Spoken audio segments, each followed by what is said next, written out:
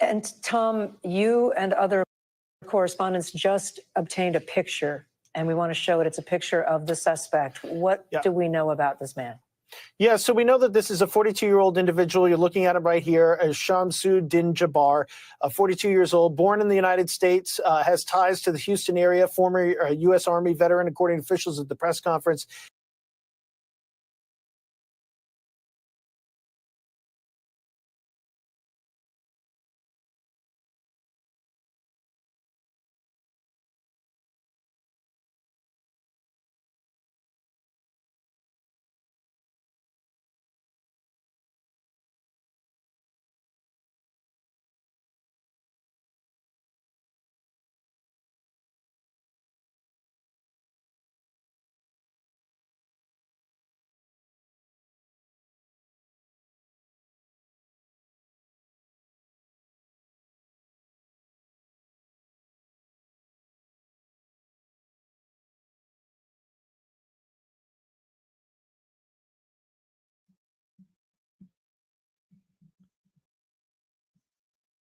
So I don't know if you were in here, Heidi, but we found out that he was a Army veteran.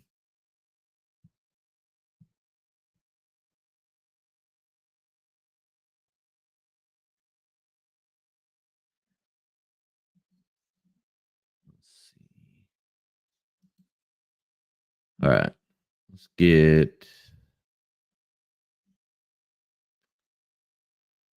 that gone, and then do this.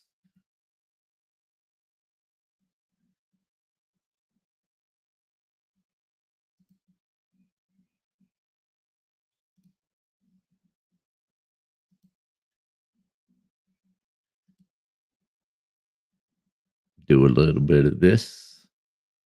This is another one in LaGrange.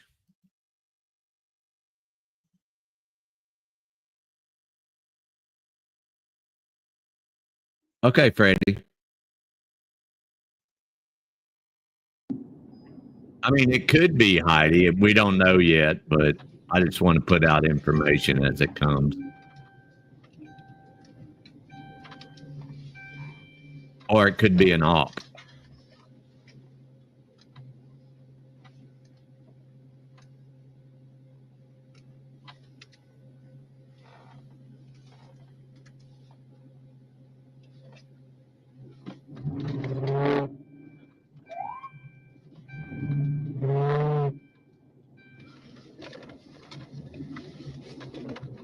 Hey, Freedom. How are you, bud? I'm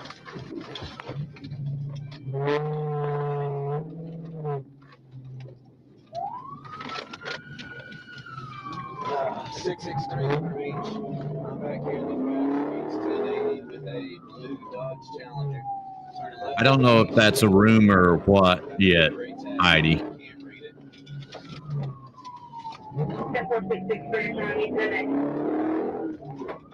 Jeez, this is scary. Oh! He has a gun, by the way.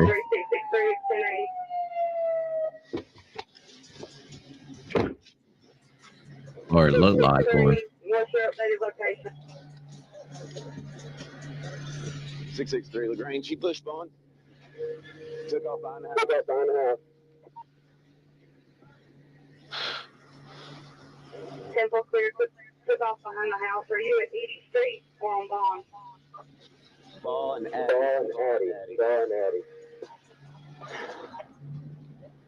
I made contact with the cabin.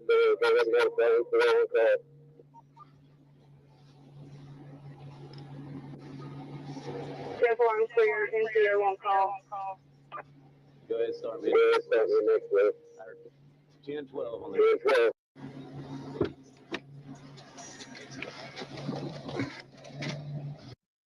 See, the driver, Eric Wilson, wasn't located, but left his phone and ID in the vehicle. He was charged with fleeing and eluding a police officer in Troup County, where he was ultimately sentenced to probation. All right. Dump. Now to the main event. How's everybody's New Year's Day going? Hope it's wonderful.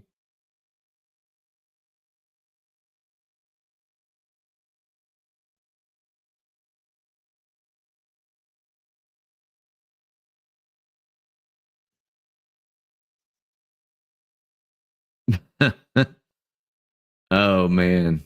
It was oh, I'm sorry, Mrs. Metcalf.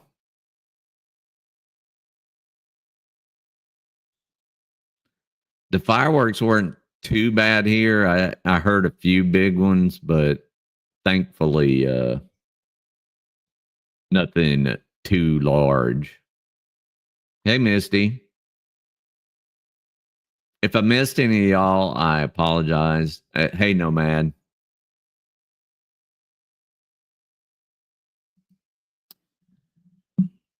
All right. Chapter 8, Managing Flashbacks Through Grounding.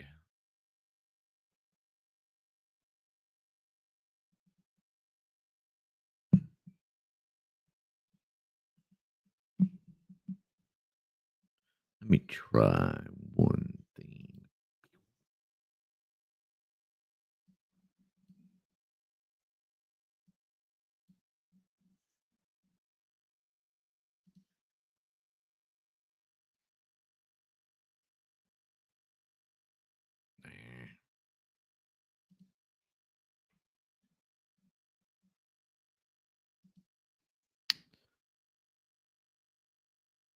All right. So, dissociation and flashbacks are common signs of post-traumatic stress disorder. Many CPTSD patients struggle to cope with them when confronted with triggers which serve as memories of the traumatic event. However, there are steps you can take while you're present to better control and prevent flashbacks and dissociation. Oh, wow. See, I can handle a thunderstorm, but fireworks, not so much.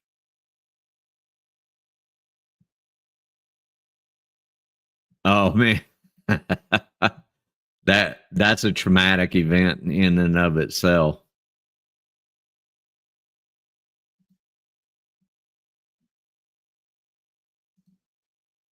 Dealing with flashbacks.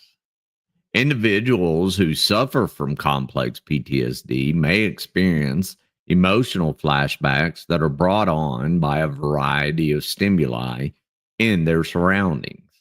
As a result, they may experience flashbacks to the traumatic event since the memories of it are suppressed in their subconscious. If they are triggered, they may be taken back to the time of their trauma on both an emotional and mental level. Unfortunately, flashbacks can be a problem because they disrupt daily living and bring up painful memories at inconvenient moments. Flashback management is critical for those with complex PTSD so that they can continue to function normally. A crucial part of complex PTSD rehabilitation is learning how to identify triggers and how to deal with emotional memories. When you have flashbacks, you may act or feel as if a distressing experience is reoccurring. In the short term, you may preserve some awareness of the present moment while being transported back to your traumatic incident. In the long term, a flashback may be a permanent and disconnect from your present. As an illustration, a SA survivor may begin to smell certain fragrances or experience pain in her body identical to what she felt during the assault when triggered. Know what sets you off. Preventing flashbacks and dissociation is essential while dealing with them. Remembering certain people or traveling to certain places or going through other stressful experiences can produce symptoms. As a result, figuring out what sets off flashbacks or dissociation is critical. Knowing your triggers can help with PTSD symptoms like intrusive thoughts and recollections of a stressful incident. In addition to lowering flashbacks and dissociation, in the event that you are unable to avoid your triggers, you can prepare for them by implementing grounding techniques for dealing with your reactions. Recognize warning signs early. A person suffering from severe PTSD may not be able to distinguish between an emotional flashback and the one they are now experiencing. Unaware of why they may feel irate, agitated, desperate, or scared all at once. The person regresses to the state of mind they were in when the trauma occurred, and they have to go through the same emotions again. It's not always easy to separate a trigger from an emotional flashback because the person experiencing the feelings may not even be aware that they're rooted in the past.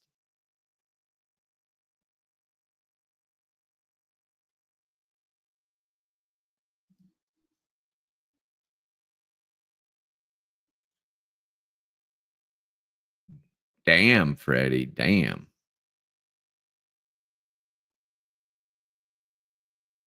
Glad you made it, and glad you friggin' are doing better with the flashbacks.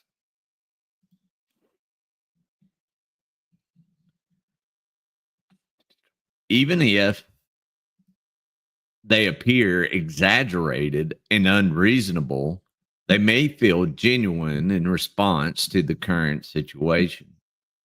As a result of the intensity of emotional flashbacks, a person's present day experience may be completely altered. People who suffer from complex PTSD might learn to recognize the signals of an emotional flashback over time by observing particular behaviors. Emotional flashbacks are frequently accompanied by feelings of helplessness and despair, since the person may have believed there was no way out of the situation they were in. A strong emotional reaction that is out of character for the situation might also be a telltale sign of a flashback. Dissociation and flashbacks appear out of nowhere and can be completely unpredictable. Even if you're not experiencing flashbacks or dissociation, there are clues that you might be. For example, you may notice that your surroundings have become hazy, or that you've begun to separate from or lose contact with your environment, other people, or even you. If you notice flashbacks and dissociation early on, you can cope with them better and prevent them. The next time you have a flashback or dissociation, look back to how you felt and what you were thinking immediately before it happened. Make an effort to recognize as many signs as feasible as early as possible. Preventing such instances will be easier if you can identify early warning indicators. Emotional flashback management. Even while flashbacks are a fact of life for persons with complex PTSD, they can learn to control them and return to the present when they happen. Flashbacks can have a significant impact on a person's everyday life if they don't know when, how, and what steps to take to feel better when they happen. It's possible to I can't read that. It's possible to avoid or prepare for triggers if you're aware of them being an issue. If you can't prevent a trigger, then now is the time to make a strategy for how you'll deal with it if it occurs. Never doubt that your ability to deal with any event or emotion, no matter how severe they appear to be. Give yourself time to process a flashback when it arises. Put some time aside from your responsibilities so that you can safely address your feelings. Never assume that it will be over right away. You can confront the memory and feel the association while remembering that it happened in the past, and you move through the flashback. This will provide your inner child peace of mind,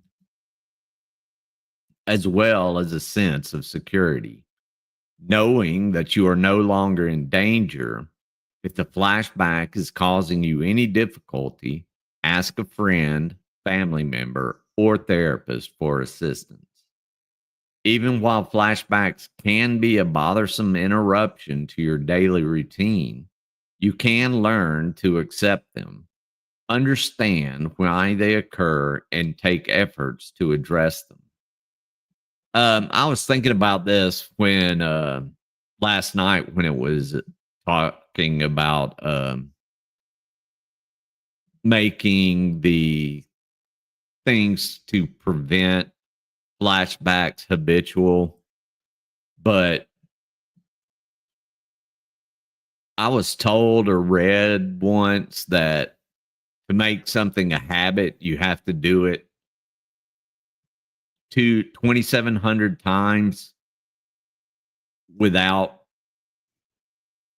fail. When I say without fail, you do it 2,700 times. It may not be successful, but you without breaking the sequence, I should say. Oh,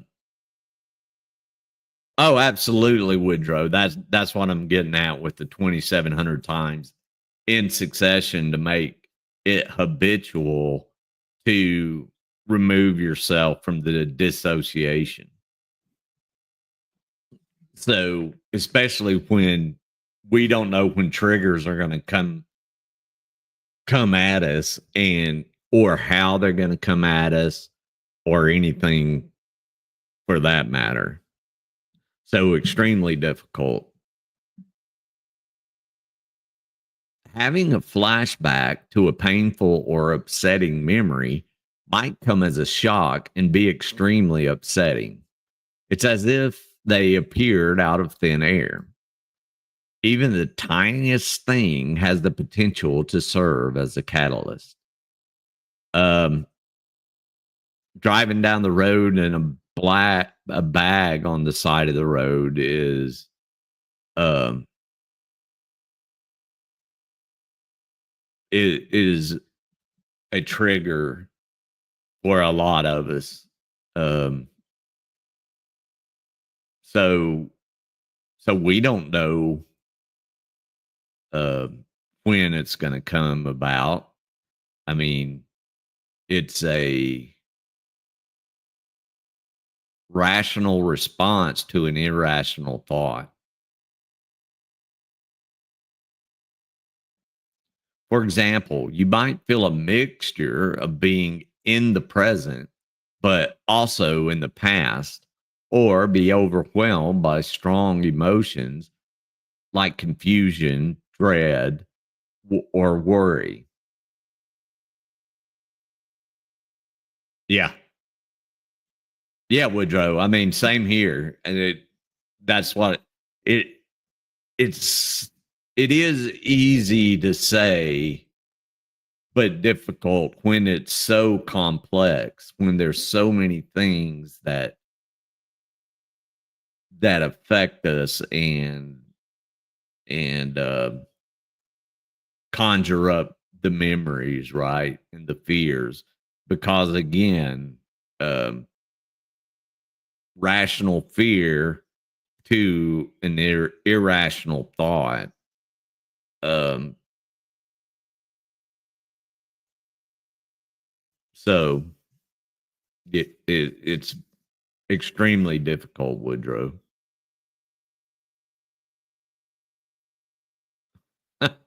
Yes, I do.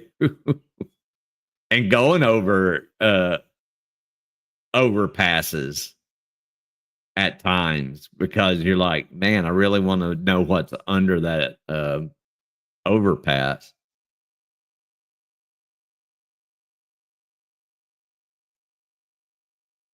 Thank you, Jicky.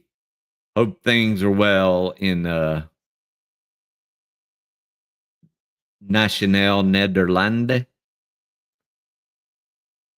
Hope I got that right.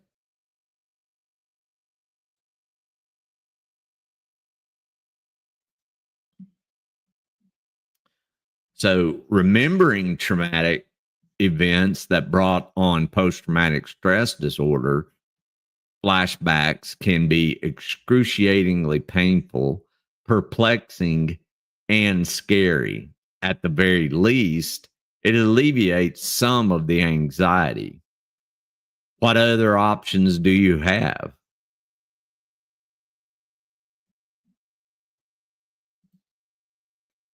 I believe that to be realistic. The number 2,700 seems subjective, but I believe that a long repetition of anything will form habitual triggers in synapses. Yeah, it was just a number I had heard or read somewhere. It was probably some kind of exercise book or something.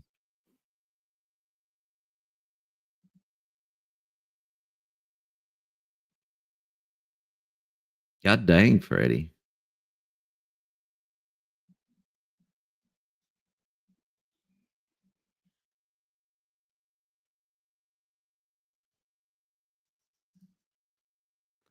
Become familiar with how trauma triggers operate. What we call a trigger is anything that sends us spiraling back to that horrifying time period in our lives. Some unique factor may be involved. For those who suffer from complex post traumatic stress disorder or developmental trauma, being in a relationship that might bring up disturbing memories and induce flashbacks. For example, the smell of gasoline may be enough to bring someone who was in a car accident right back to the scene of the event. There are many different triggers that affect someone who has been traumatized for an extended period of time. Just like we were talking about, right, Woodrow, it's so varied. Becoming aware of what sets you off your emotional memories can be a huge benefit. The fact that you've been triggered doesn't mean you're in any danger at this moment.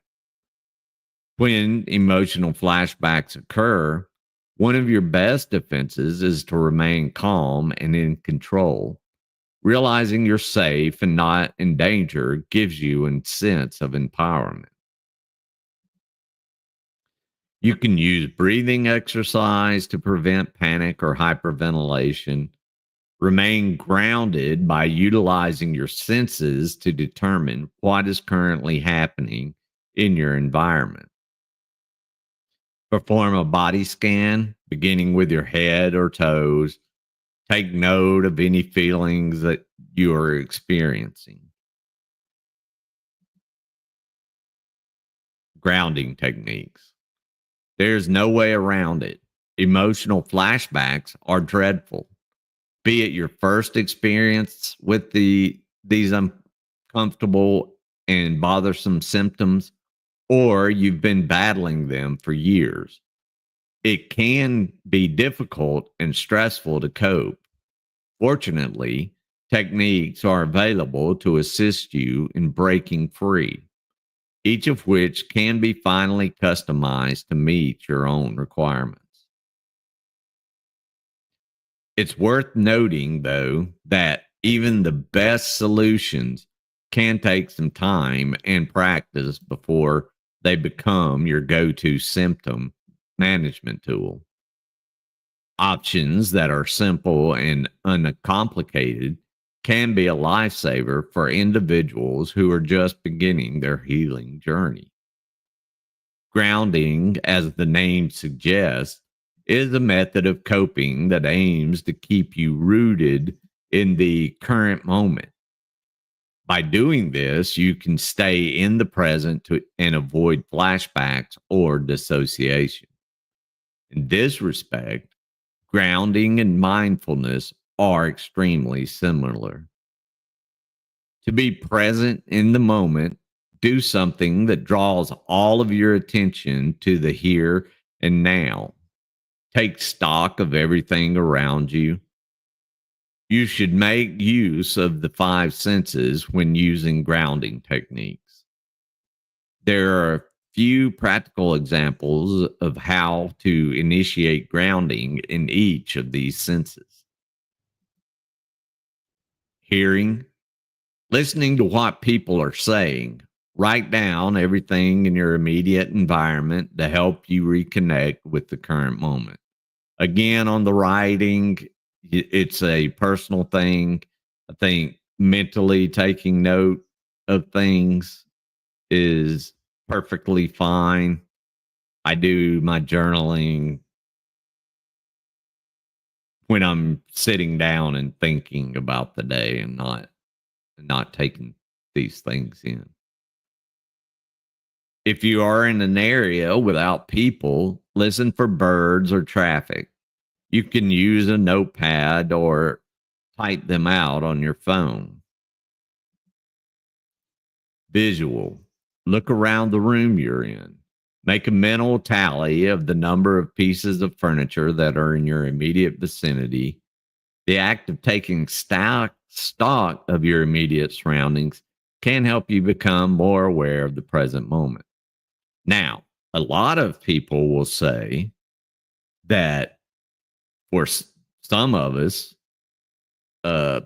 Woodrow, that this would be a paranoid thing because we're always doing it. We're always taking note of anything that's in the room, any changes in the environment, the roads we go up and down. You're always looking for change, patterns, and everything else. So sometimes they're not always the best suggestions. It depends on your on the type of PTSD, whether it be immediate trauma PTSD, complex trauma, or developmental trauma. Smell, big one for me. It's difficult to pay attention to anything else when you're distracted by a powerful smell. A flashback or dissociative episode might be slowed or even stopped completely by inhaling a strong scent like peppermint oil or spices. Spices get me every time.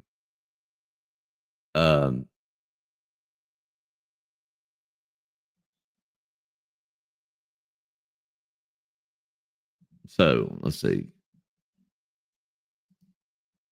I agree, G2. I still count cars and match colors, spot the differences, especially in traffic. Yeah, and keep a way out in traffic. I always do at least a car length and kind of plan my escape. And when you're on a long trip, that gets exhausting. Yes, it does, Spider Dog. Intention always matters. Taste. Try taking a bite into a lemon.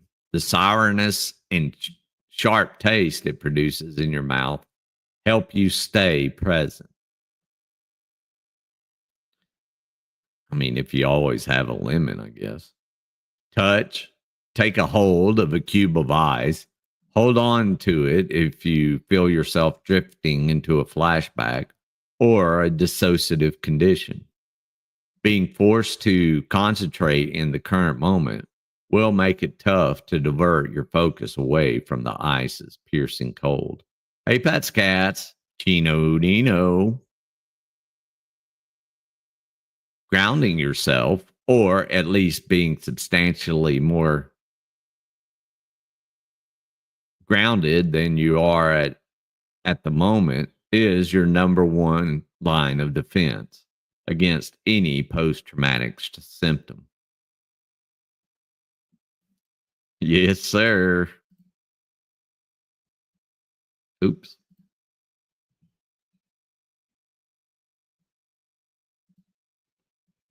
Jody D.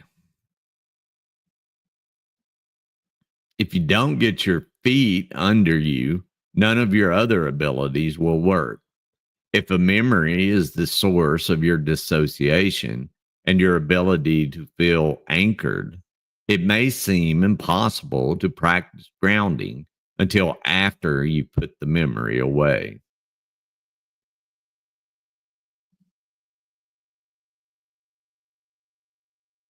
Yeah. Again, I mean, it may be irrational response, but it may be rational. I mean,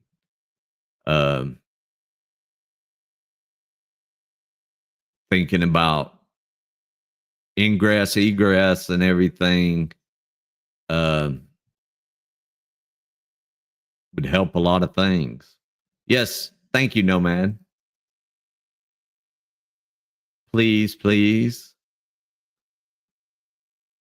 And if y'all ever have time, go back and watch the past. I really need to get my watch hours up. I hate to beg.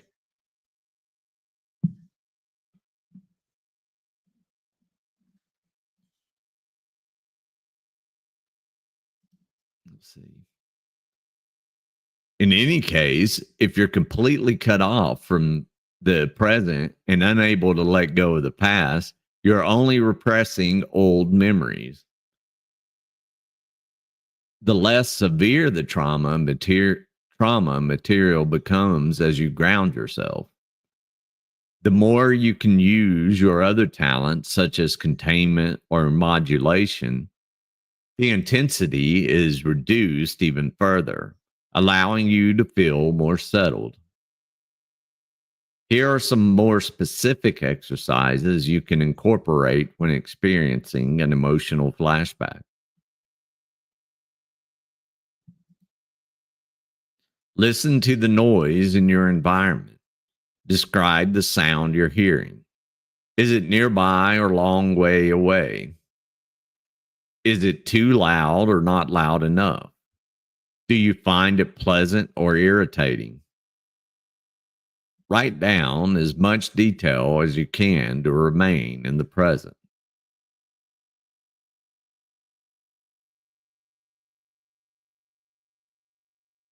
Yeah, you're exactly right, Woodrow. I mean, it can come on so fast. It literally rocks you back.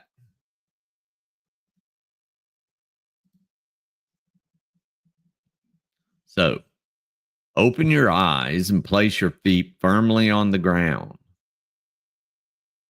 If you're curled up in a ball or sitting on a chair with your feet tucked under you, try putting them on the floor and pressing them down hard. Release the infantile, fear-based stances that keep your brain alerted that you're in danger by becoming rooted in the space you're in.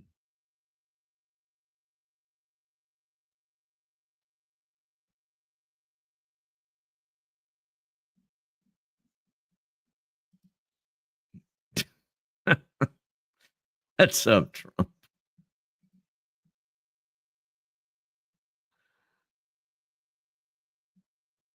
I'm also breaking all of these out into playlists on my page, so if that helps at all.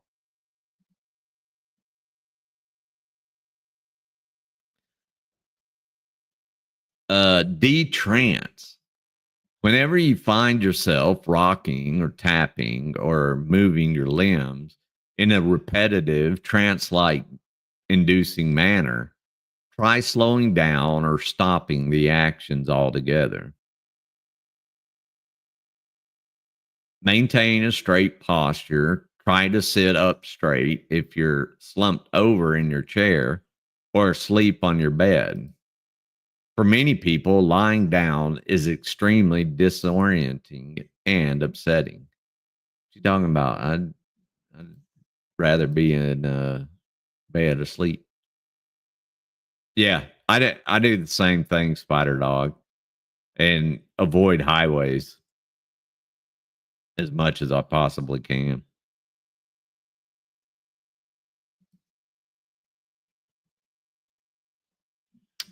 Reorient yourself. Recognize the time, date, and location, and know that you're safe from the time for the time being.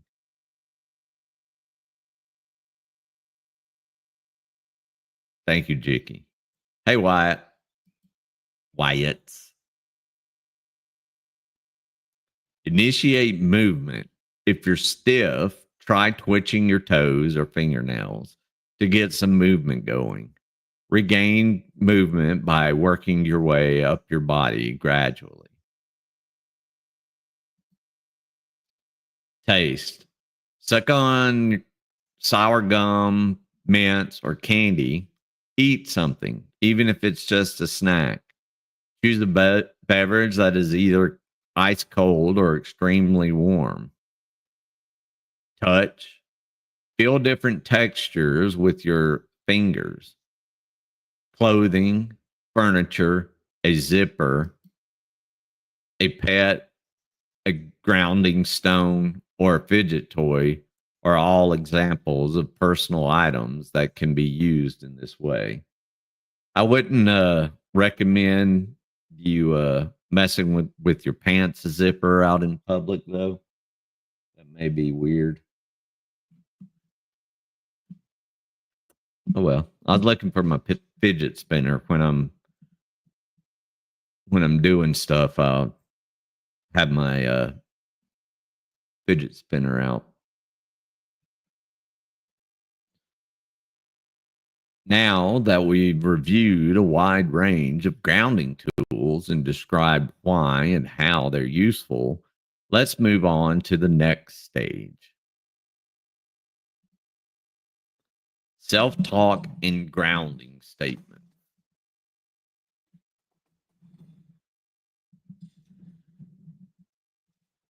Dang, hair sinking. As vital and strong as we give it credit for, our inner monologue is significantly more significant than most people realize.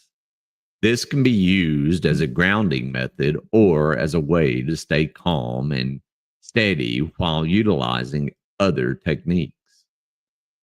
When you're in a panic and have no idea what's happening or who you are, it's difficult to use your grounding abilities. Everything else will fall into place if you have the ability to control your self-talk.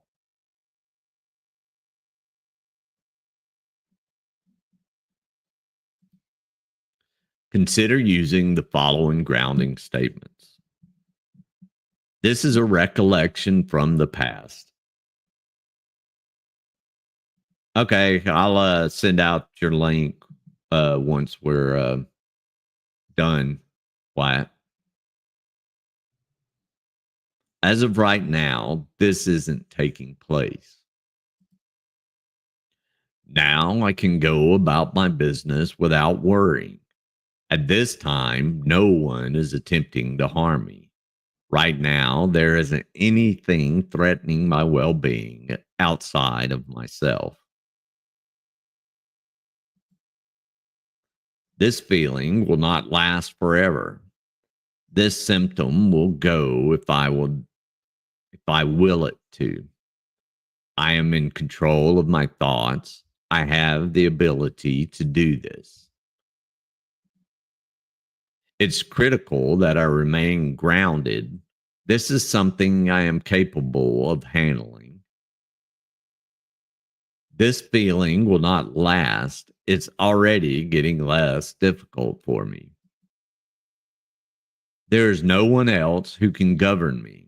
It is up to me when and how this pain goes away. I am in charge now. Consider what phrase or mantra you would like to use as a reminder. When a moment occurs, statements keep you grounded in reality and serve as a reminder of the newfound freedom you've gained. Recognizing and distinguishing the past from the present.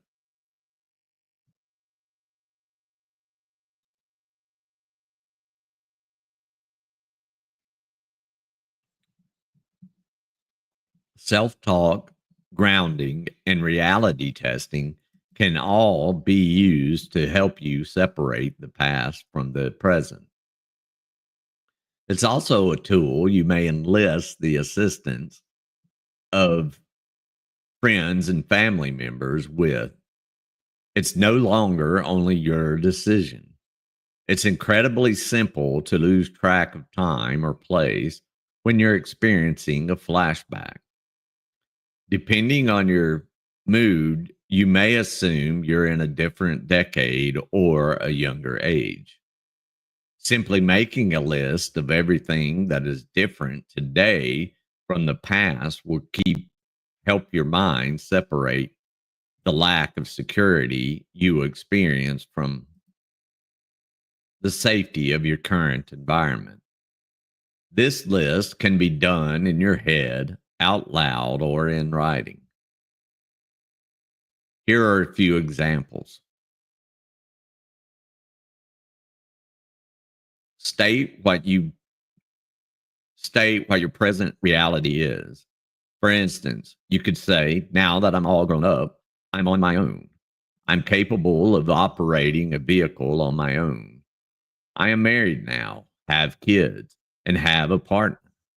Identify objects in your current possession like, these are the keys to my automobile, or this is my current driver's license identification. Claim your new, stronger identity. You could say, I am a person with a voice. A few months ago, I'd have been terrified to say anything. Similarly, state your current strengthening attributes by saying statements like, I'm no longer a helpless child. I'm a capable adult. In order to protect myself and others, I use options that are available to me. List any other significant changes in your life, such as moving to a new city, changing jobs, meeting individuals you didn't know before, changing your appearance, or adopting a pet. Make a list of or listen to your current favorite songs, movies, and other forms of entertainment. Recognize they didn't exist at the time of the trauma. So I'll watch the same movie or series dozens and dozens of times in a row. I really probably should talk to my therapist about that. But that's a comforting thing for me, though. Accept the beneficial influences in your life right now, such as new pets, friends, a therapist, or an intimate partner. Professional treatment. With the assistance of a therapist, new patients recovering from PTSD can learn how to recognize their triggers. If you find yourself having flashbacks to a traumatic event, think about what about the current scenario brings that memory flooding back. Over time, you'll begin to understand which images, noises, or circumstances are most likely to set off a flashback. Psychotherapy. When you engage in psychotherapy, such as cognitive behavioral therapy, you will be meeting with your therapist to discover and replace unhealthy thought patterns with good coping methods. Some successful treatments for CPTSD are recommended. Here are a few. Prolonged exposure therapy, PE, cognitive reprocessing therapy, CPT, dialectical behavioral therapy, DBT. As stated by the National Center for PTSD, those who have a co-occurring condition such as substance abuse, dissociation, borderline personality disorder, or sleep difficulties can benefit from these treatment choices.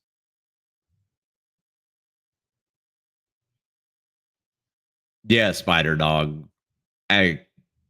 Excellent, excellent movie. Need to learn to speak right.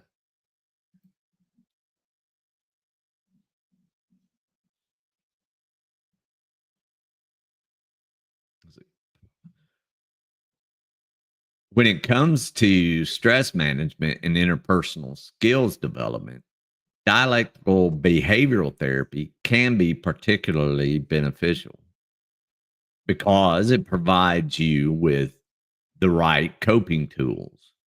The technique of eye movement desensitization and reprocessing, EMDR, has been proposed for use in the treatment of complex post-traumatic stress disorder because it allows people to safely reprocess painful memories in a different way. Yay, mine will be coming this month. Not coming, but I'm going to start my EMDR this month. Support groups. Support groups may be of use to you and your family. The CPTSD Foundation provides vital communities that offer validation and support in an effort to aid in the recovery of those suffering from post-traumatic stress disorder. Additionally, the National Alliance on Mental Illness, NAMI, can assist you and your family members in locating support groups. DBT. One of the most beneficial skills acquired through DBT is the art of recognizing what you're feeling before allowing that feeling to take control of your reactions.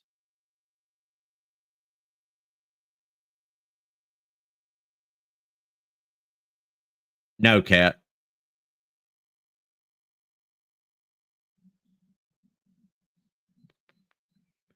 DBT encourages you to take a deep breath and pinpoint exactly what you're feeling. In your journal, you might write something like, I'm feeling intense anger because I don't feel cared for. Then you might ask yourself, can you tell me why you feel uncared for? DBT teaches you how to question yourself. Listening to the words of your own stories only serves to help in recovery of complex PTSD. This type of listening can also assist you and your partner in acknowledging the fact that people who have complex PTSD require attention. Even though they may have trust issues and struggle to communicate with others, it is well worth the work to maintain your good relationships, especially given the fact that complex PTSD has spent so much time attempting to convince you that you cannot have healthy relationships. You can do it. You just might have to go the long way round to get there.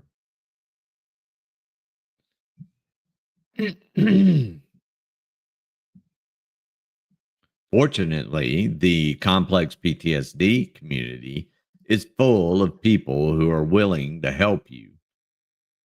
Taking the journey together can be difficult, but it is far more powerful than believing that you have to go it alone in the first place.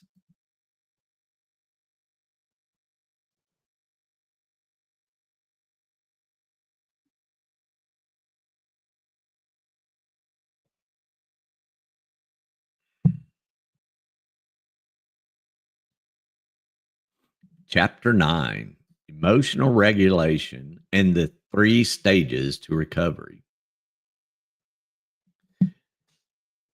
Do you have a hard time coping with your feelings? Have you made an effort to manage your emotions, but were unable to do so?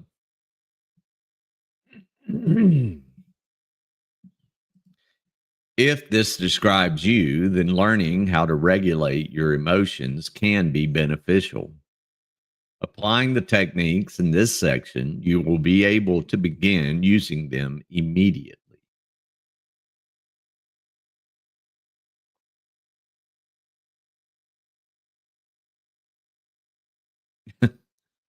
Thank you, Heidi.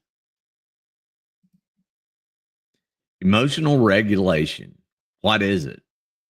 Regulating emotions rather than suppressing or erasing them is the goal of this technique.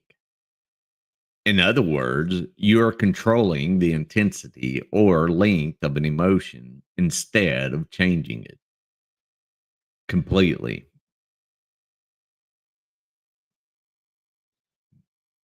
Moderation of an emotion's intensity ultimately aids with self control by reducing the power of your reaction. It's important that to have emotional regulation abilities since they help you to understand and accept your emotions, recognize impulsive behaviors when you're upset, and manage your thoughts in a flexible way when necessary. Hang on a second, please.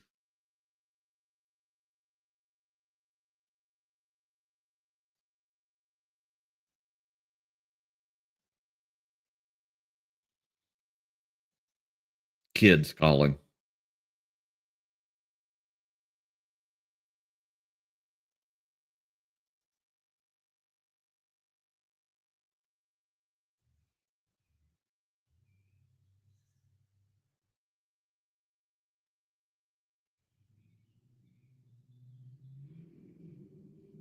Let's see.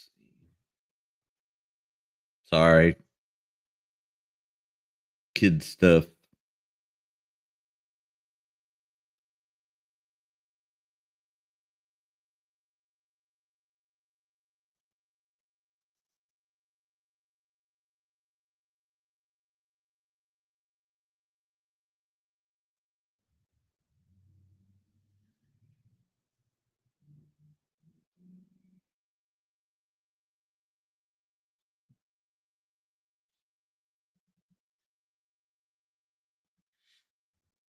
More precisely, a child asking for money for food because they don't want what their mother's cooking.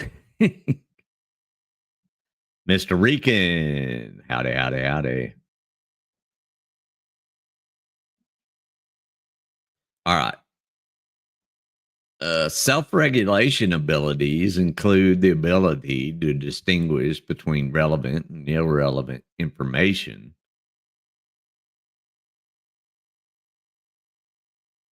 Yes, indeed, Cap.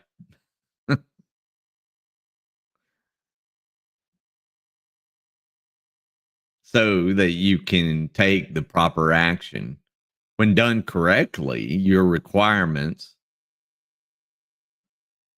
are addressed when you are satisfied and you are happier as a result. I mean, corned beef and cabbage is not her favorite, so I have no problem doing that. Oh yeah, Pat's always pizza ahead of healthy food. And dad's an enabler some days.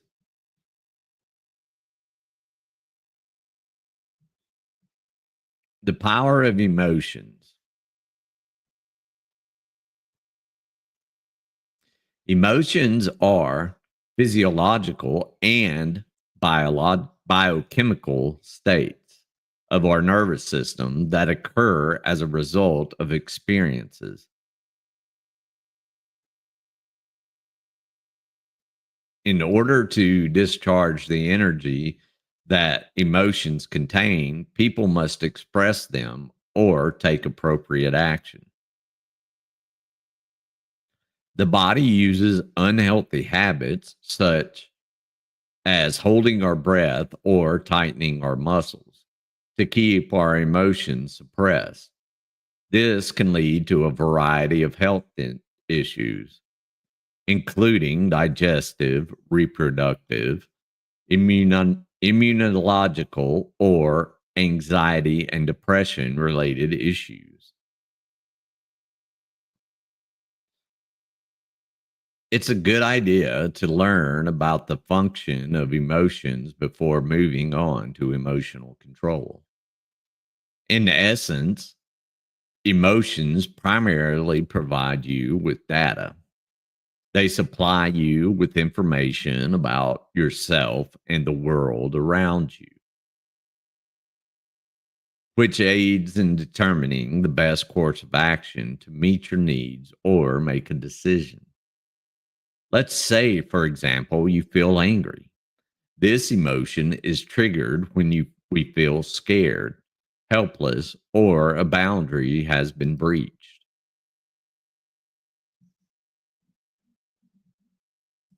I forgot what word I was observing.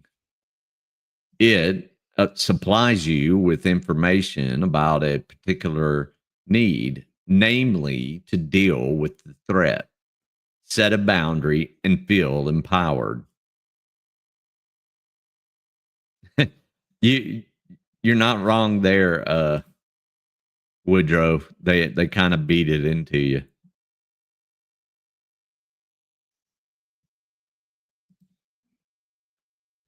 Now some corned beef hash, I'll go for that. But you can have the cabbage.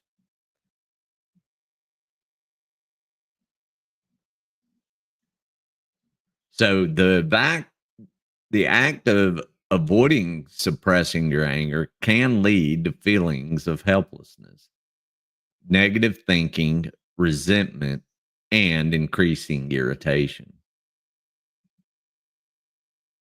It's important to examine all of the data before making a decision. When our emotions feel powerful and hijacked, it's not uncommon for us to feel like we've lost control of ourselves. We have no control over how we respond because we don't believe we do. This is where emotion management comes into play.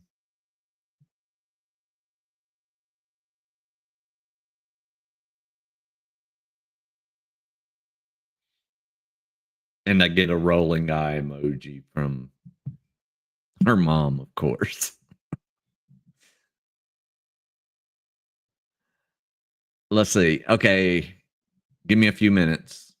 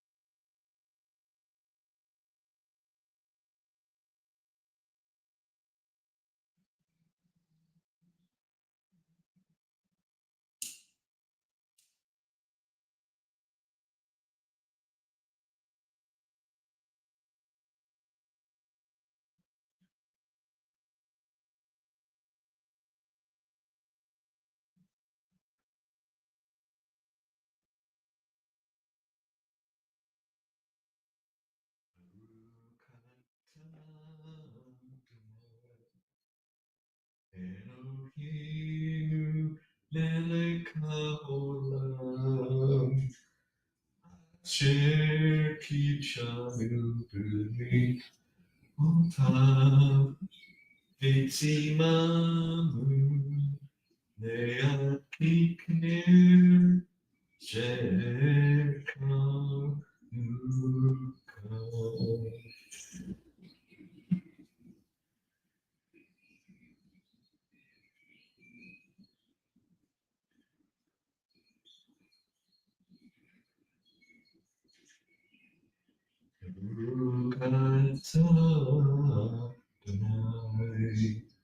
Elohim melech haolam, she'asa Yisraelotenu bayamim ha'ahim ha'azeh.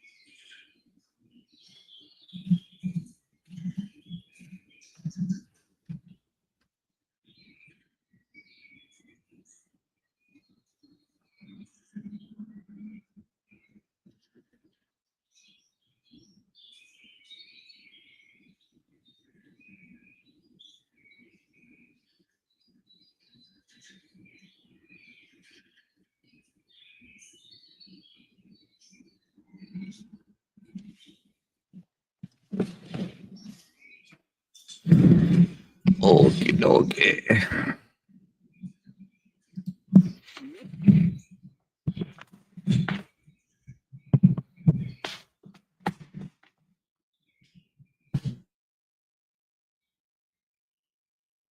I'm gonna share this with you guys on Discord.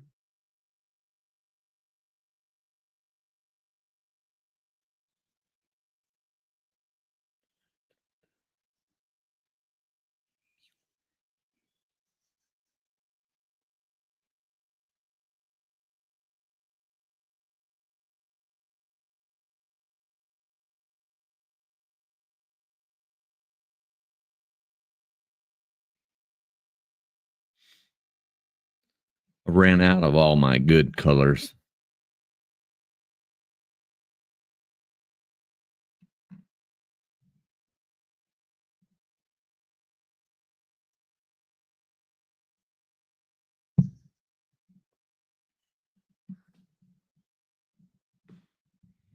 All right.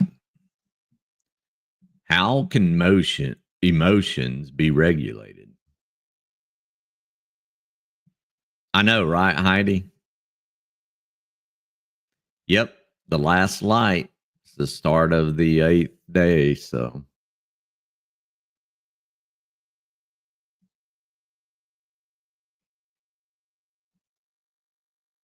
or the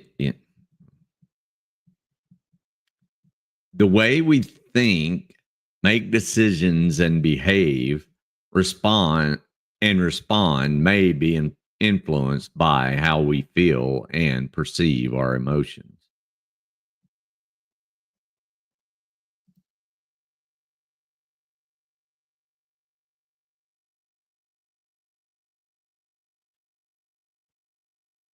Okay, Freddie. No worries. We will be here and then over at Shiz's if we're not, if you don't catch up.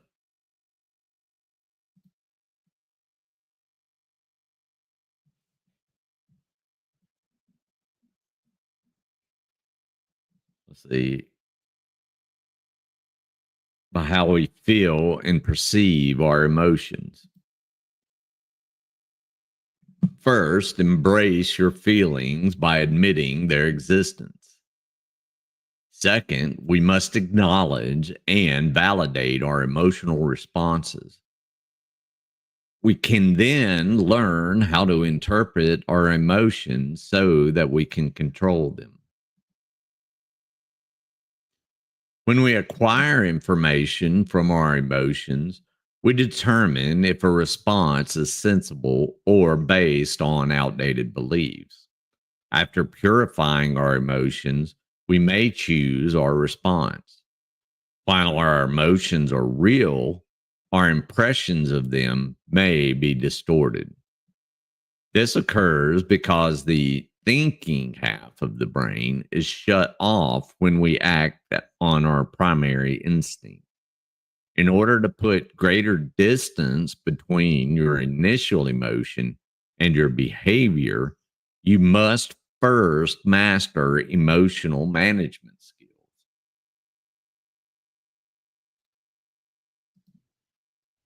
Let's now take a closer look at a few practical emotional regulating techniques. Emotional regulation skill number 1, name it to tame it. The first technique is to simply acknowledge the feeling. This is the easiest of all emotional regulation strategies. Studies have demonstrated that attempting to suppress one's thoughts and feelings only results in the emergence of new, unwelcome ones. Constricting or hiding one's emotional expression is linked to physiological arousal and dysregulation of emotions, too. The result is you have to use more coping mechanisms such as alcohol, food, shopping, and other diversions to deal with the recurrence of the emotion. Due to the avoidance, you become hyper alert, afraid that this emotion will return.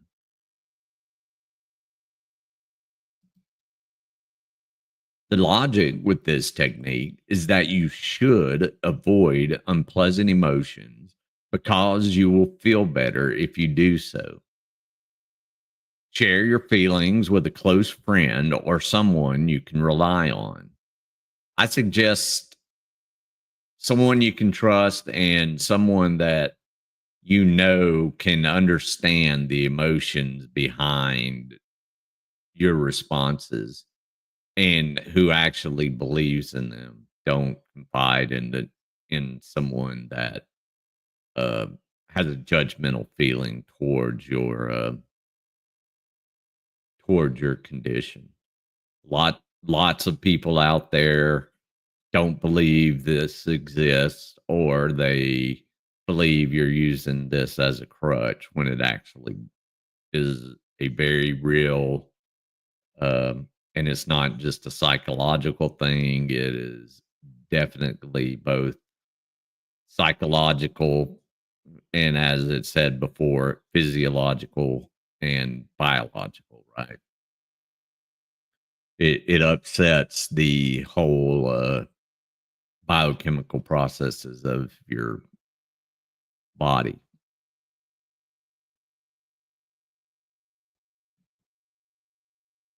The logic with this technique, let's see,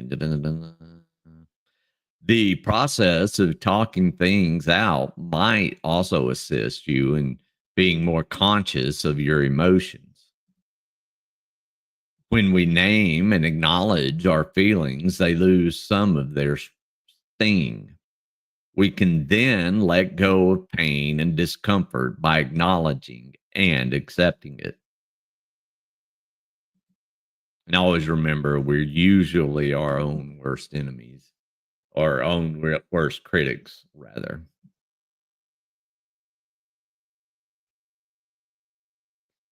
Emotional regulation skill number 2, reconcile and validate emotions.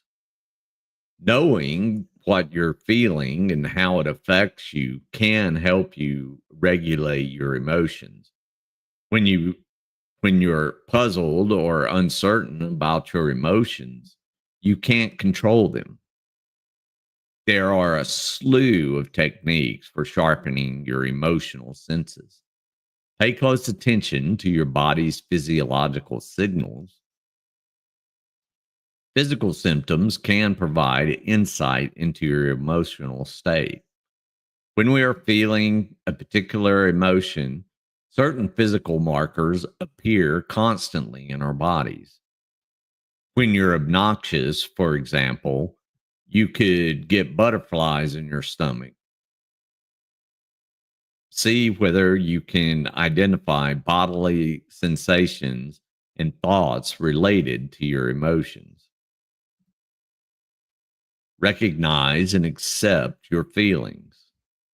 Accept that your emotions are real. Even if you don't know why you're feeling this way, it's normal.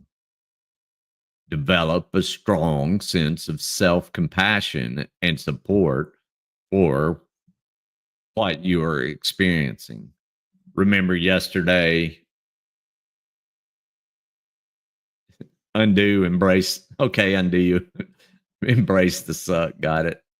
Yeah, it's not the easiest thing to do, right? Again, it's hard work because you are battling years and years of programming.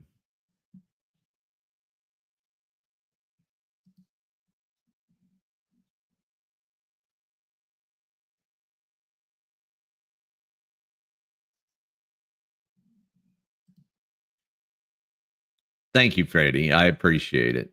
I hopefully provide a small amount of help and can guide people to find their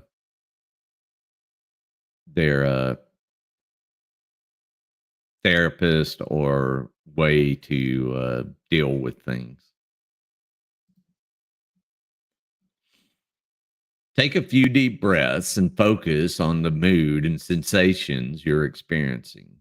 Embrace your humanity and show yourself compassion for your sensitivities and vulnerabilities by taking a few deep breaths. This is the same as having the self-sympathy, not feeling sorry for yourself, self-sympathy.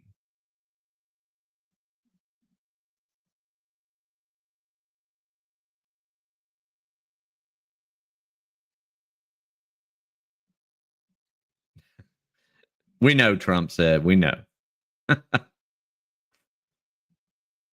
Let's see. Place a hand over the area of your body that is experiencing the pain to soothe it. Take a few deep breaths in and out of this area. Put your palm over the region you want to heal and see a warm, caring current of power moving there. Give yourself permission to be nurtured. Ask yourself whether there is anything you can do to alleviate this feeling, but don't expect anything to come of it. Just be curious and see if anything happens to you as a result of your observations. What suggestions do you have? Emotional regulation skill number 3. Resolve emotional triggers. Emotions are triggered by our perception of a circumstance. It is possible that we'll feel things that aren't really there. Emotional regulation can be aided by being familiar with emotional triggers. You had the power to alter your emotional responses by dealing with the underlying problem. There is always a method to respond and something to do with the information, regardless of your emotional state. Your emotions are a source of information that you should be aware of and use in conjunction with other tools at your disposal.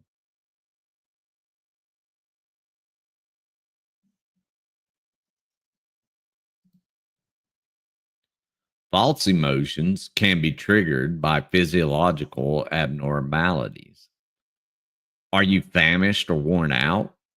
Your temper may be a bit shorter than usual. Is it safe to assume that this means you're upset? It could be a side effect of your body's natural hunger signal.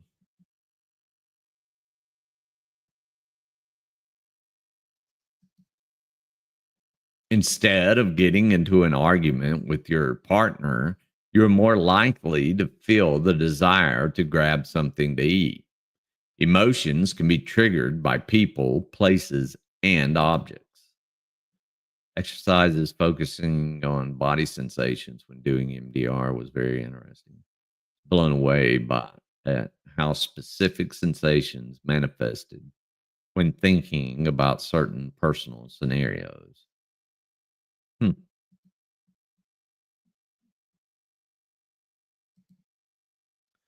This can be a good thing, like when you bake a pie and the aroma fills your home with the comforting scent of grandma. However, for persons who are exhausted from work and dreading the approaching week, is an example of a negative anxiety that occurs solely on Sunday night. Oh, that would make me absolutely insane. More irritable lately because I'm off of all sugars and pasta. Whew.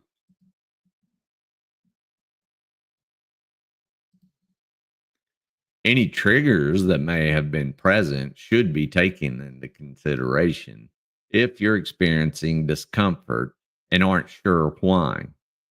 I think on what just occurred before that, what happened.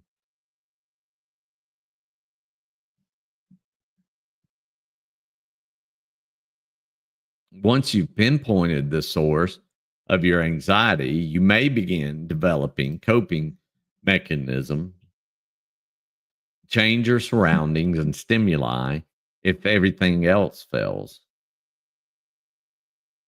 Our emotional response can be triggered by the memories of the past.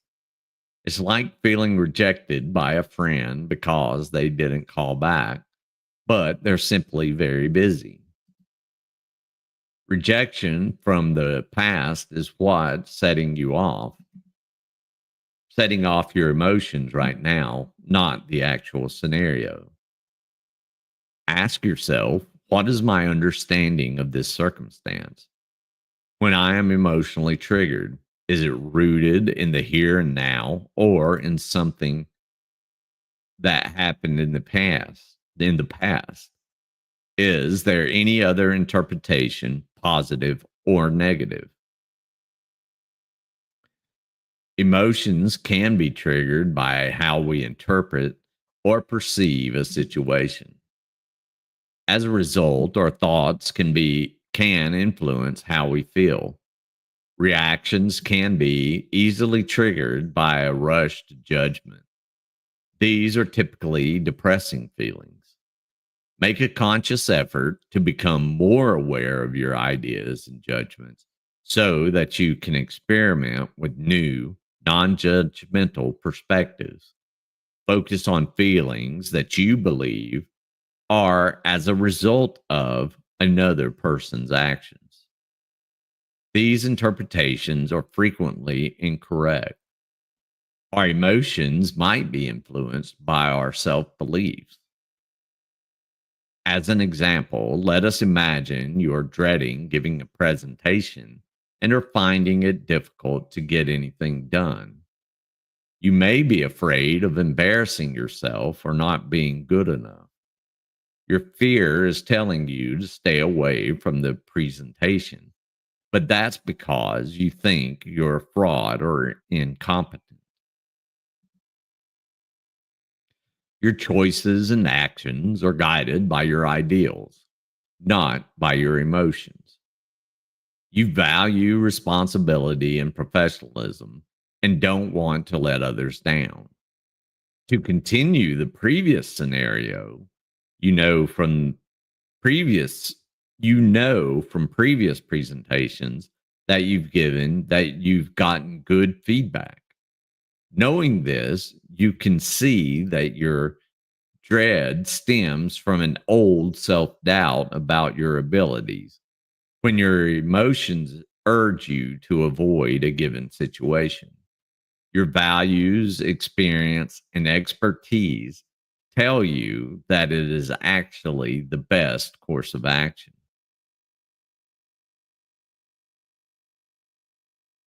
Sorry, Sherry, I saw bear balls and I was like, what? What are we what are we talking about here?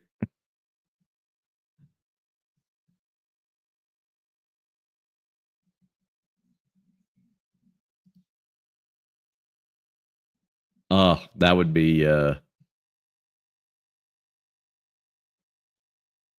amazing.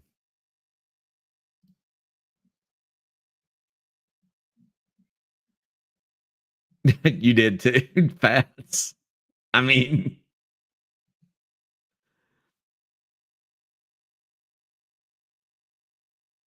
oh, I love poached eggs, Cap. Emotional regulation skill number 4. Transform your emotions. Shimon. Transform your emotions. DBT can also be used to verify your understanding of what happened, as previously noted. Our thoughts and perceptions of events might trigger certain emotions in us that aren't caused by the events themselves. The event, the thought, and the emotion, however, all lead to one another. Using DBT treatment, it is possible to alter your emotional response by using what is known as the check the facts technique to confirm or refute your interpretation of an event or trigger.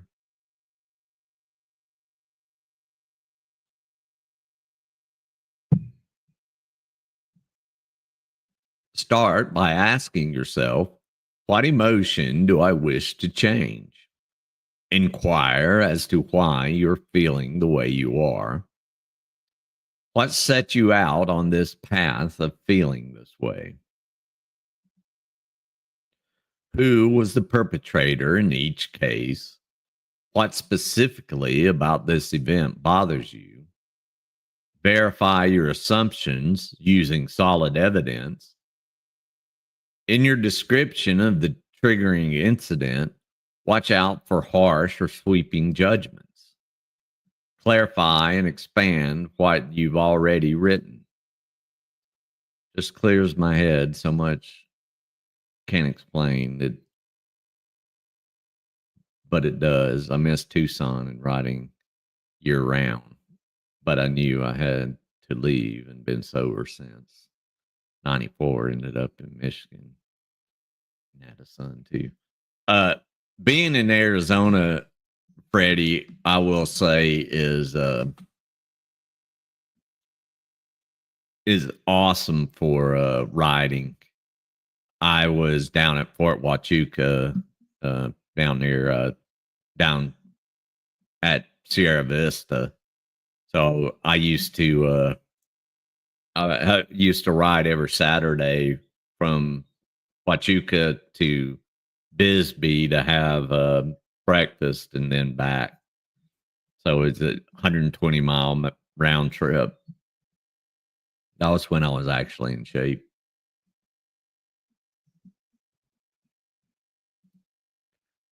Ask yourself, what are my views, assumptions, and interpretation of this event?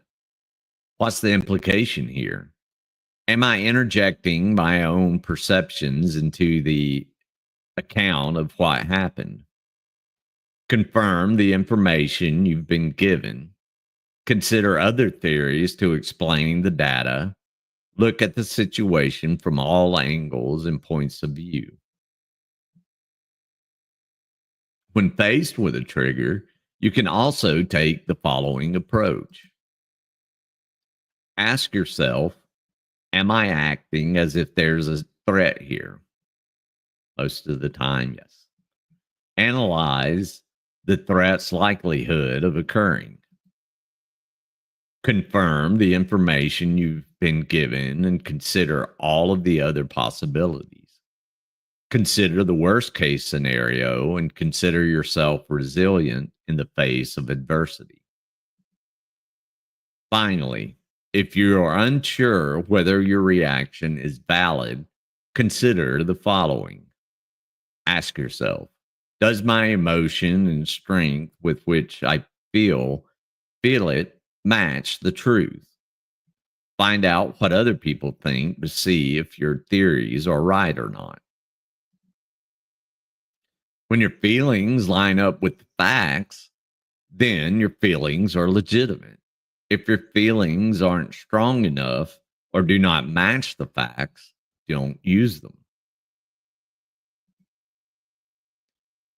Emotional regulation skill number 5, wave meditation.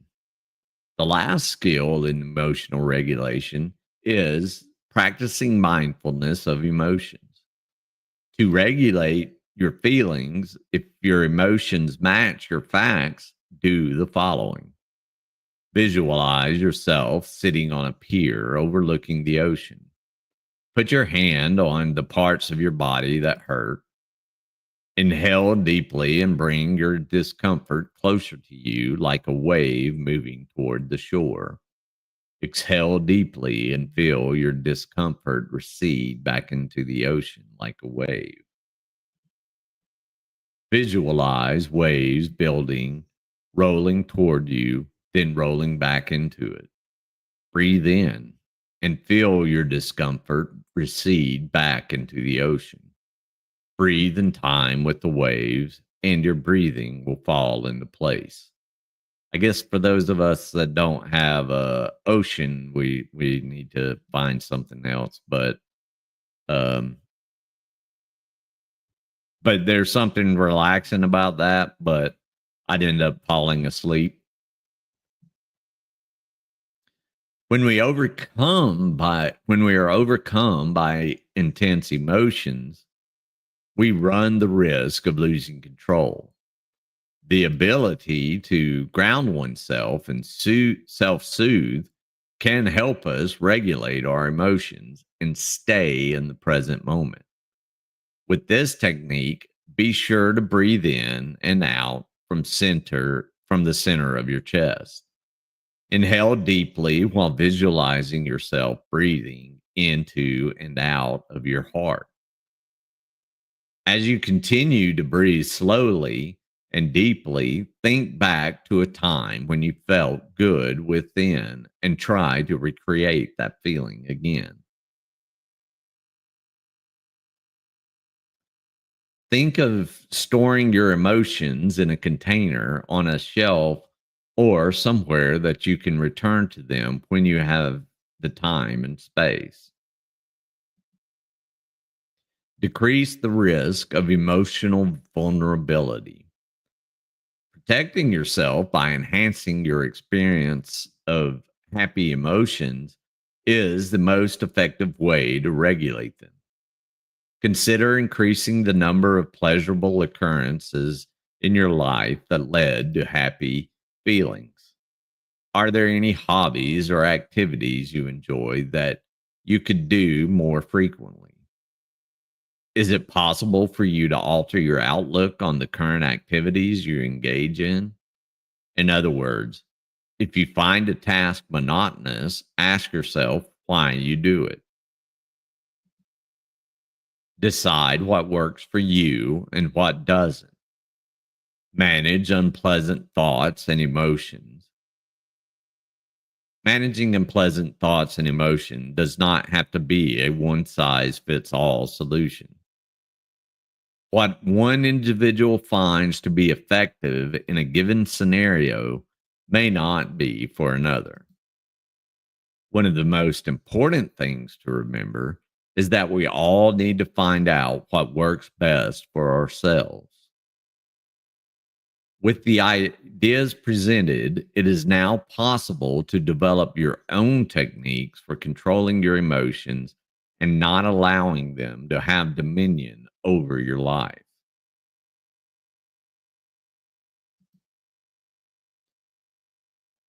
Complex trauma healing, the 3 stages to recovery. When it comes to analyzing what healing looks like, in the broad scope, individuals typically experience it in 3 stages.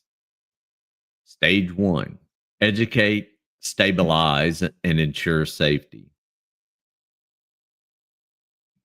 A person may be in this stage for several years or longer, depending on the intensity of the complicated trauma they have experienced.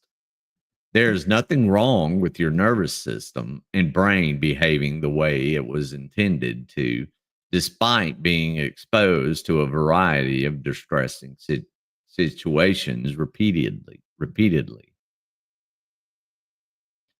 When you achieve stabilization, you learn how to control the temptations to take drugs or alcohol. More importantly, you develop the ability to control and ground negative emotions. Self-harm behaviors like cutting and suicide attempts can be replaced with dialectic behavior therapy skills learned and applied. It is important to have a support group in place to help you deal with stressful situations. Stage 2, reflection and grief. At this point, the rehabilitation process, you're trying to figure out what happened. You recognize that the abuse is not about who you are, but what happened to you. The victim's humiliation, remorse, and disgust can often be deconstructed and released by the perpetrator. Self-awareness, rather than believing what the offender taught you about yourself, a wonderful, unique individual. If you are experiencing sleep difficulties, such as night terrors, flashbacks, ruminations, dissociation, or hypervigilance, work with your therapist to find a solution. And add into that sleep paralysis. Mr. Rican, you're going into the corner. I know you're being serious, but you said if I could turn back time, and now I have a share stuck in my head. Sorry. This popped in my head. Dadgummit.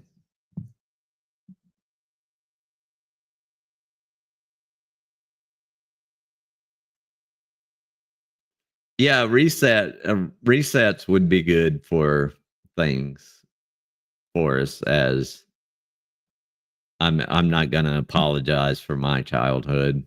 I was a great grandson.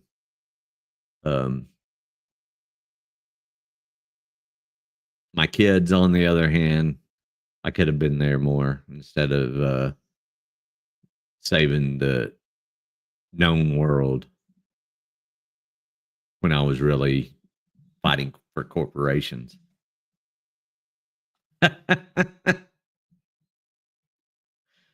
Oh my gosh. Where's Scotto when you need him?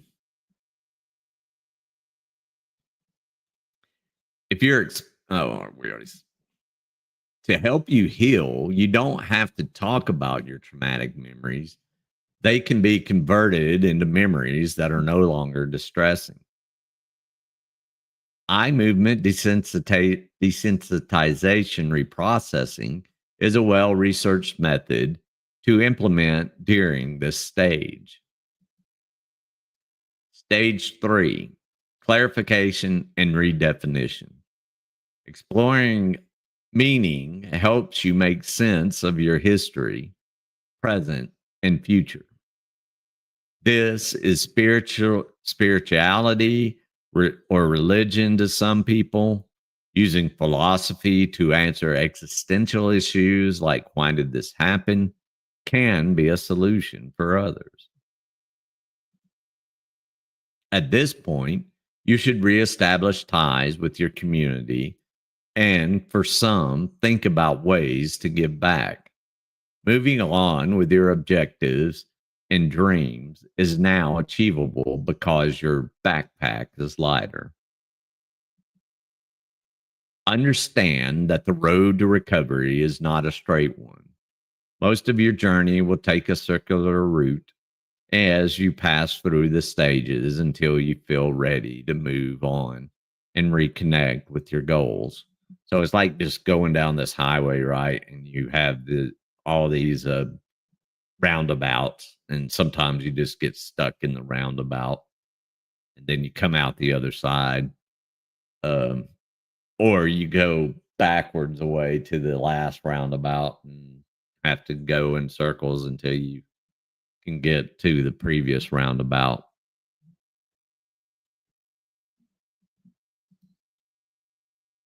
Wise words, sir. Wise words.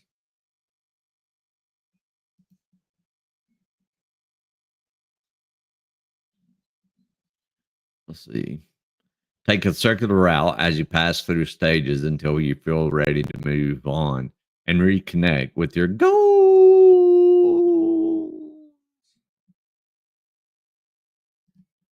Sorry.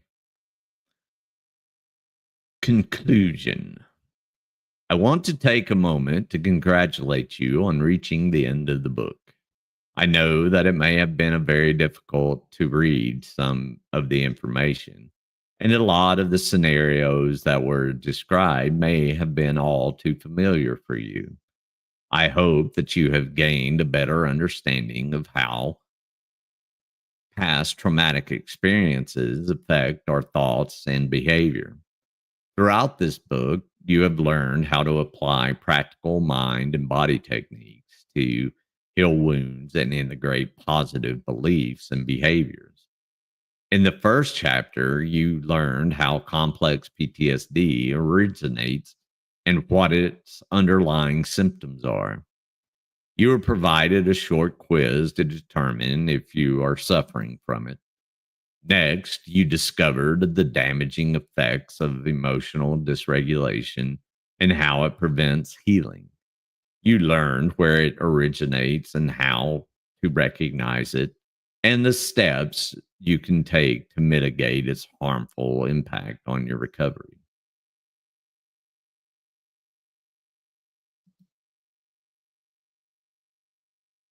In chapter 3, you learned how trauma rewires your brain and the problematic influence of dissociation. You discovered how to recognize the different variations of this behavior and how your brain tries to protect you from further harm. You were given the opportunity to learn how to address your traumatic memories in a healthy, productive way. In chapter 4, you learned all about avoidance behavior. You were taught the negative consequences of being unable to deal with emotions and procedures for managing avoidance symptoms. You were then provided with everything you need to know about trauma triggers in Chapter 5. You learned how they are produced by the brain and shown ways how to manage triggers when dealing with other people. In Chapter 6, you learn how to handle relationships on dealing with complex PTSD. You were taught how to approach self regulation skills while also demonstrating how to assist a partner who may be coping with complex trauma. Chapter 7 taught you everything you need to know about controlling your inner critic. You discovered how to identify and deal with negative thoughts. You also learned how the brain employs disconnection as a coping mechanism, as well as how to deal with the negative thoughts generated by trauma-induced inner critic. In Chapter 8, you were shown how to manage flashbacks connected with trauma triggers and how to implement practical grounding techniques to assist you in coping with them. And finally, in Chapter 9, you learned all about the process of emotional regulation and how to incorporate it into your life. As we near the end of the book, I want to leave you with a few important points. Remembering or experiencing the emotions connected to a traumatic event can be difficult. However, when avoidance is excessive or when it is primary means of coping, it can have a negative impact on your emotional recovery and overall quality of life. It is critical to get trauma-informed counseling if you are experiencing emotional numbing as a result of post-traumatic stress disorder.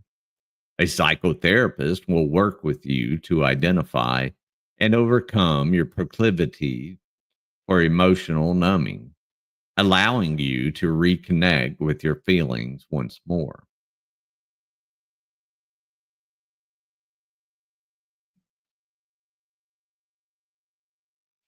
You can best deal with complex PTSD symptoms like flashbacks and anxiety by becoming more aware of what sets them off in the first place.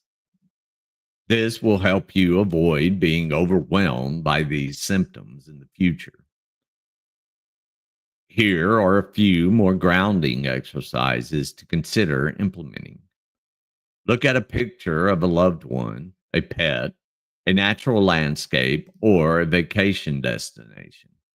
Look at your favorite shade of blue or take in the scenery outdoors. Play stimulating or calming music, listen to nature noises, or concentrate on the sound of a ticking clock or ceiling fan. Nothing is more calming than the ticking of a precision clock and the hearing of the gears and mechanisms inside of it. It's just wonderful.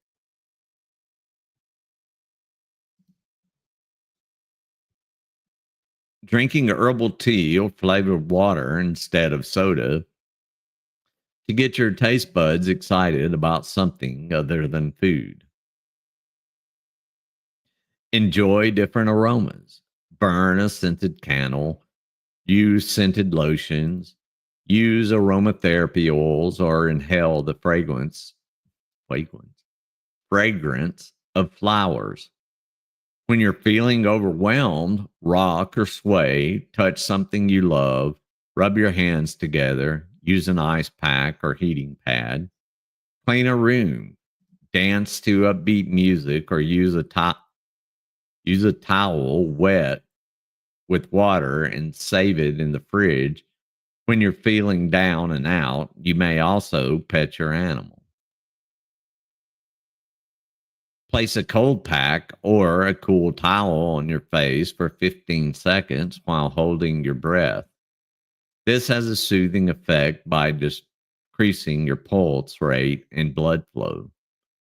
Engage in physical activity to burn off your body's stored physical energy, such as jumping jacks, basketball, weightlifting, quick walking, and jogging.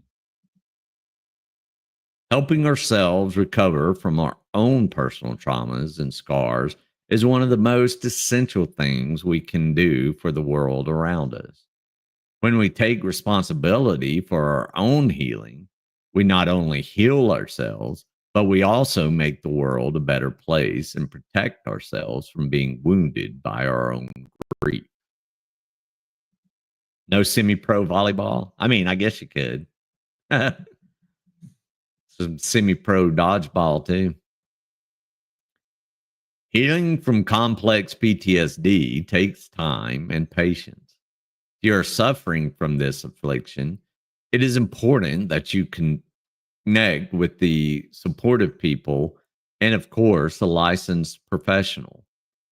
Complete healing is not something you can do alone. I wish you the best of luck in your journey to recovery.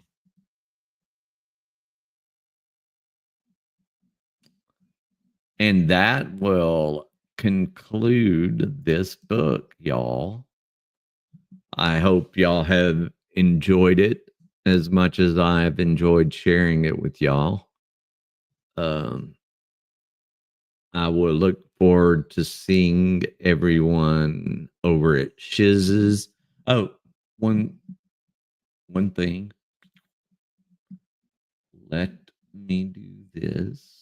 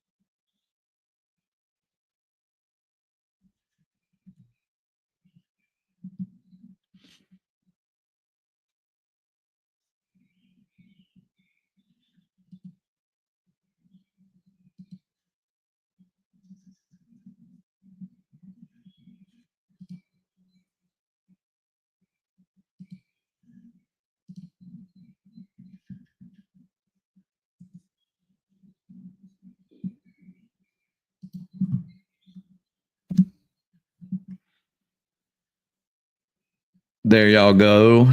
And then we'll do an after party, just depends on whenever Shiz gets done. Let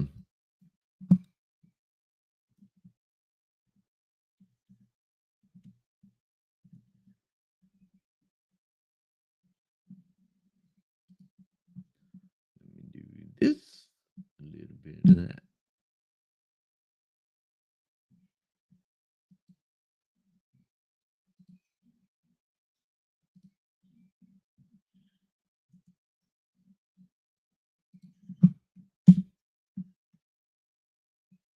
There y'all go. See y'all in a bit.